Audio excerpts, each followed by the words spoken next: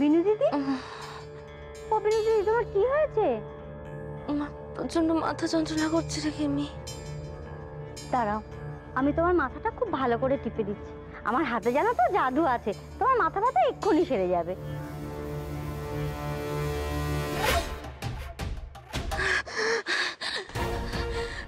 কি বিনু দিদি, তুমি তুমি উঠে বসলে কেন? তুমি শুয়ে পড়ো, তুমি শুয়ে পড়ো, আমি মাথা টিপে দিচ্ছি তোমার। একটু ঘুমানোর চেষ্টা করো তো। ঘুম? না না, আমার আর ঘুম আসবে না কেমি। আমার যে বড্ড ভয় করছে, আমার বড্ড ভয় করছে। ওরা ওরা আমার ক্ষতি করতে চাইছে। একটু শান্ত হও বিনু দিদি, এখন আর তোমার ভয় কিসের বলো? এখন তো দাদাবাবু চলে এসেছেন। না না কেমি, আজ না হয় আমার কপালের জোরে তোর দাদাবাবু ফিরে এসেছেন, কিন্তু তোর দাদাবাবুর উপর ভরসা কি বল? তিনি যা খেয়ালি মানুষ, তিনি যদি আবার চলে যায় তখন তখন তো ছোট কাকিমা আবার কোমর বেঁধে নামবেন। কি করবো আমি? আমি কোথায় যাবো কেমি? এই কথাখানা তুমি অবশ্য ঠিকই বলেছো। যদি অভয় দাও তো একখানা কথা বলি। হ্যাঁ, কি কি বলবি বল। দেখো বিনু দিদি, আমার মনে হয় তোমার এখন শত্রুদের সাথে হাত মেলানো উচিত। কি বলছিস রে কেমি? ছোট কাকিমা, মামা বাবু এদের মতো ইতর মানুষের সাথে হাত মেলাবো? এছাড়া আর উপায় কি বলো বিনু দিদি? তাছাড়া সংসারে টিকে থাকতে গেলে এরকম অনেক অপছন্দের কাজ করতে হয়। তুমি যদি ওদের খুশি করতে পারো তাহলে তোমার এই বাড়িতে থাকার ব্যবস্থা পাকা। দাদাবাবু যদি নাও থাকে তাহলেও কেউ তোমাকে এই বাড়ি থেকে তাড়াতে পারবে না। ইচ্ছে করছে কি বল দেখি, ওই বেহারিকে না আঁশবটিতে ফেলে একেবারে কুচি কুচি করে কাটি। সে যত নষ্টের গোড়া, সব কিছুতে একেবারে জল ঢেলে দিলে। তোমার কথা আর বলো না দিদি। হ্যাঁ, লক্ষ্মী পুজোর দিন উনি নাকি অলক্ষ্মী বিদায় করবেন, তা সেই অলক্ষ্মী তো কালী পুজো আসার আগেই বাড়ি শুধু ভূত বিদায় করে ছেড়ে দিলে।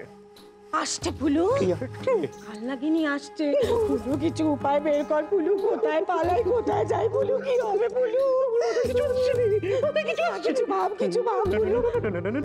আমি তাকাবো না, আমি চোখ খুলবো না। এই 33 কোটি দেবতা তোমরা আমার সহায় হও। আমি কিছুদিন কলাটা, মুলোটা, মাছের মুড়োটা এসব কে বেঁচে থাকতে চাই। পৃথিবী চোরা বাবা মা, তোমরা এই সন্তানকে রক্ষা করো। তাকাবো দিদি। তোকে কেউ বাঁচাবে নেই, তুই সব দেবতার পুজোর বাজার থেকে পয়সা সরিয়েছিস ফুলু, কেউ তোকে বাঁচাতে আসবে না। ফুলু রে, তুই ভেবে দেখ দেখি, এই কাঁচা বয়সে আমাকে পৃথিবীর মায়া ত্যাগ করে চলে যেতে হবে ফুলু। ও ফুলু বলি কি, আমি মরার পরে না তুই চিতে সব গয়না কাটা তুলে দিস, কিন্তু সব একবারে গা ভরিয়ে দিবি। কিন্তু আমি বাঁচলে তো তারপর তুই চিতে তুলো। মনে হচ্ছে আমাকে দিয়ে বলিটা শুরু হচ্ছে, বুঝলে? আমার পরে তুমি আর জয়ও রয়েছো। কোথায় দিদি? চুপ করে আছো কেন? কি হলো?